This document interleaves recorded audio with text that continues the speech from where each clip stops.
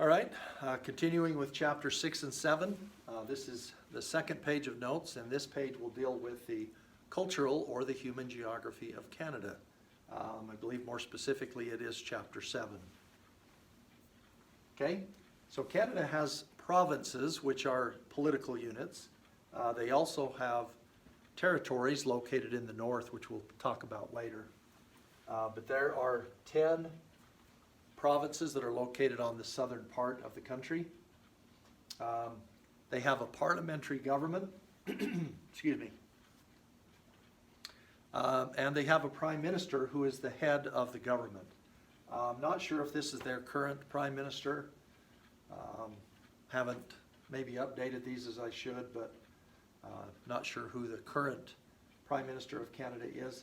However, if you see their currency and the technical leader, I guess, of Canada would be the Queen of England.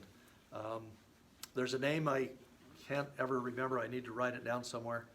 But so technically, Canada, Australia, New Zealand, some of those areas still fall under the Queen. Okay, the term First Nations. This is Canada's Native American people. And here in the United States, we have the Native Americans that we call Indians because of Columbus's error, thinking he was in India.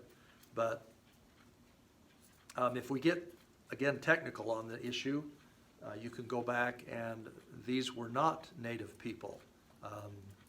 Not really anyone was Native. The scientific theory is that during the Ice Age, the area between Alaska and Russia, the Bering Strait, when the water was froze up into the glaciers, that the level of water dropped and it exposed a land bridge, and those people were able to come across this land bridge. And so it really didn't happen all at once. It was over a period of thousands of years. Many of them went farther south, and then as the climate got better, they stopped off earlier and earlier until we have our native people, the native people in southern Canada, and then as you look farther north, one of the last groups would be the Inuit, or as we commonly call them, Eskimos. Canada exports more wood pulp and paper products and more fish than any other country. Again, because of their large size, they do have a lot of timber. Again, I think from the previous chapter we talked about how half of the country of Canada is covered with trees. And also the number of islands that they have, so access and many miles. I think they have this number one spot for having the most miles of coastline, and so they're able to catch a lot of fish as well. And typically wood pulp is used in making newspapers and paper products. The real economic powerhouse for Canada is its service industry. So we have talked about service industries before. Anything relating to transportation. Here's a water park. Any types of amusement parks would be service industries. Banking, insurance. These are all their service industries. And 75% of the workforce is involved in service industries for Canada.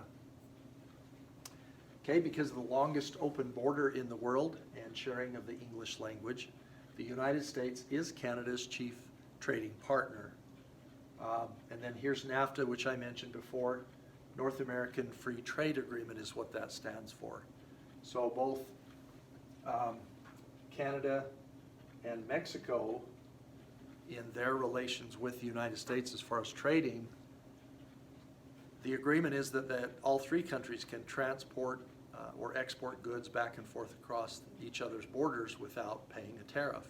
And a tariff is put on goods to kind of equalize the value, so a person isn't deciding to buy something based on cost. It's based on which one do they like, whether it's I like the looks of this one better, or just, I like this one better because of this, but it's not because of the price. Here's a look at the border. So again, it is open. There's no fence, no wall, no guards. It's just open. I imagine you can just walk across, but if you are questioned, you might need to provide some kind of identification. You do need a passport or visa to cross into Canada. It's also kind of interesting to see some places where the growing of wheat is cut at different times in the United States versus Canada. And sometimes you can actually see the border of the country based on the cutting of wheat. Okay, the term Matisse, these are people of mixed French and native heritage. So the native people that were there, the French people that moved in, the two groups still remained kind of isolated, and then there was a mixing that took place, and so we have kind of a unique group of people called Matisse. Canada is officially bilingual, meaning English as a majority language and French as a minority. I'd also, depending on where you're at, maybe include a third language, and that would be the Inuit language of Inuktitut, which the Eskimos speak. Okay, 80% of all Canadians live on just 10% of the land. And there's another statistic, I believe it's 80% of the population lives within 200 miles of the US border. So that would go along with that statistic. Because it's a warmer climate on the southern part of the country. 75% of all French Canadians live in the province of Quebec. It's a pretty large province. At times they will have a vote where they vote to see if they're going to secede from Canada and become their own nation. And as of yet, the vote has always not passed, and they are still part of Canada. Anyway, that's the flag of Quebec. You can see, or as they might say, Quebec. You can see the fleur-de-lis, that's a design, French design. Okay, 3 out of every 5 Canadians live in either Quebec or Ontario.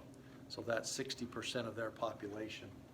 And Ontario has the largest population out of all of the political units of Canada. And so just like here in the United States, the majority of their population lives on the eastern side of the country. There is a large population also on the west, and there's a few cities throughout their Midwestern area where they do have large cities, but we have the same thing here. But there's also many areas that are very open and rural, small town, farming, a lot of livestock and wild animals that roam and all of that. So, okay. Toronto is the most populous city, and it's a banking and financial hub in Canada. And Vancouver is Canada's largest port. It's located on the western side of the country. It's also one of the largest ports in the world. Billions and billions of dollars of goods go in and out of that port. Okay, the 3 territories are too sparsely populated to be provinces. Again, not really sure what stipulation they have as far as a number, whether they have a province or a territory. But one of the newest is this area in green here, Nunavut or Nunavut, as it might be called, means our land in the Inuit language of Inuktitut. And so if we took this one, Nunavut and Northwest Territory, and put those together, that's what the Northwest Territory used to be like.